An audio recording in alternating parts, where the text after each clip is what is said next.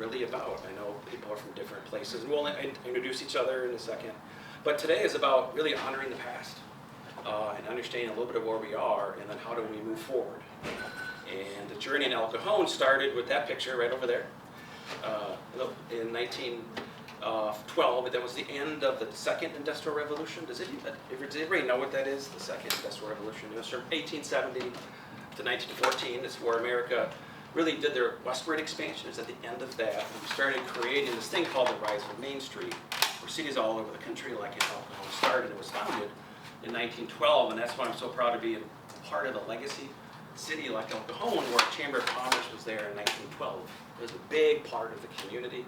It helped attract businesses to the area, and it really grew El Cajon as a community, as you can tell by the photo.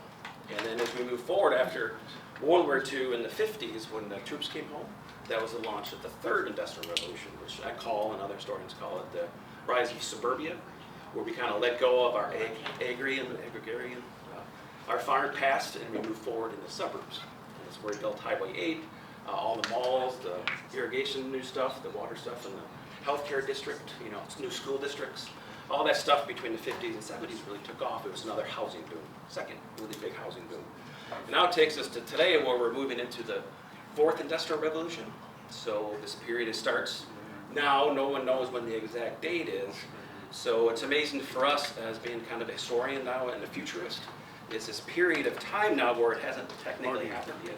But this chamber had the courage and the leadership and the foresight to have a robot 4 years before the launch of the Fourth Industrial Revolution. So my job really was, I was talking to someone earlier, was like not to do anything dumb, but it's just to have the robot present so people can see the robot. We're moving in this direction. And it didn't really have a whole lot of social utility. So we just had some simple things, but just having the foresight of having mayors, city council people navigate around the robot for the past 4 years has been a fun project for me, and I've written a lot of work out of it, which we'll talk about in a second. So I just wanted to say thanks to Rick and the chamber, because when you look at the past of 114 years, this chamber has been at the forefront of every industrial revolution, and you should be proud of that. So congratulations to Rick and the chamber for having 4 years. And it's this period of time where now we're going to go through massive change again. And for me, trying to find where do I fit in all this? When I don't have a job during COVID, I thought of okay, we've been here before. We've been through an industrial revolution a couple times now. So imagine you're meeting someone like me back in the early days in Lemon Grove. You're saying, no, this is going to be a town. There's going to be lemon trees, and people are just shaking their head. No, we're not doing anything new. And then we move into the 50s. Just imagine a town like Carlsbad, where I used to live for a little while. All these towns like Lemon Grove and El Cajon that were heavy ag, proud wineries, all these places in Temecula. And now they transitioned into a thing called suburbia. And it took a long time. So if you look at the innovations, like the telephone took 70 years to fully be integrated into society. Electricity, how long that took, even though it was quicker.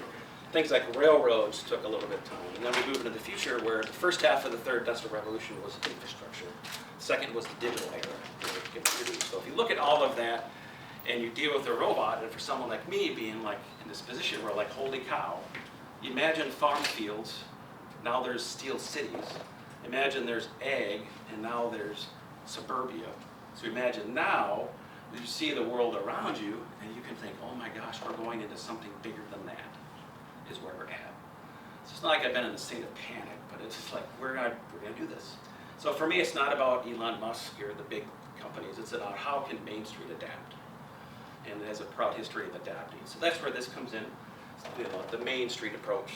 And when you look at what Asia's doing in China and South Korea and other countries, they're trying to do smart cities.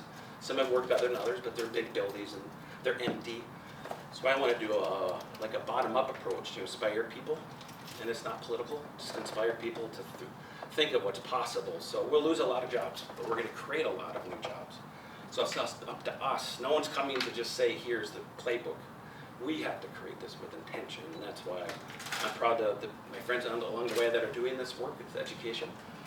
We're moving into a time now of profound change, and for us to learn where we're at, I'm going to jump down to history a little bit, is we're going to launch a whole series of historical projects. And I don't know if any of you are familiar with these projects or not, but now we're going to take people on a journey of El Cajon. So every city now will have these posters going up, And before I came here today, I hope you can read that. Actually, just pass it around. It is kind of cool. Okay. I met with my first gas station on Lemon Grove before I came here today, so that is going up in the next couple of days. So when we talk about AI and robots, this isn't theory or another class. This is actually the real life. As we move it in the real world, is we're going to have these posters, different shapes and sizes. Some will be smaller, like that stand over there. But now we're going to tell people the history of El Cajon. We're going to be proud of the cities we live in. It's not political. It's just the history of innovation. So this one happens to be railroad. So we're going to put this in Lemon Grove right when they walk in, and they're going to scan it, and they're going to learn from Breezy AI, and the Breezy AI assistant's going to teach you the history of El Cajon in a fun conversation. It's going to have historians, and there's videos, and some old images. So when you think of AI, some people go, Terminator. Oh my God, we're AI. When I think of AI, I think, oh my God, we really deeply connect to our past. So those are decisions we have to make. You know, what are we using it for? Who are we? So we're going to bring our best values forward as well. So we're going to be doing that with the second industrial revolution, the third industrial revolution, and this one here is Black innovators. It's interesting being from Minnesota, studying the history of Black innovators in East County. It was very interesting to learn about them. It's not political. People are going to go, that person did a widget thing, based to inspire. And then we're going to do women trailblazers, and then the last one is right over here. And I'm glad you're here today. I met with the Historical Society for the school district, and they provided me with that book. You can welcome to pass that around too. Those are stories that the school district put together of the men and women who died from the Grossmount High School district. Right. I don't know if you've ever seen that before or not. I haven't seen that one, but Yeah, we had that same goal. I mean, we've been here for over 100 years, Right. and we've been pushing the history. Because when you have history, it gives you the foundation for the future. Right. And when you don't have that history, you have no foundation. Right. So that's why a lot of the smart cities, or if you don't like that word, you can do different things. President Trump calls them freedom cities. The World Economic Forum calls them smart cities. You can use a lot of words. President Trump uses the golden age, which is Teddy Roosevelt's continuation. But people do use different words for the same thing, is the fact we're moving into something new. And just being here, I'm excited for all of you to be here today. I know it's the end of July, but this is an exciting time. So today we're celebrating the 4 years of a robot, which is very profound, and I'm just going to go ahead with it. I think it's historical, so we're just going to do it and take a picture and see how people look at us, 10, 20 years from now.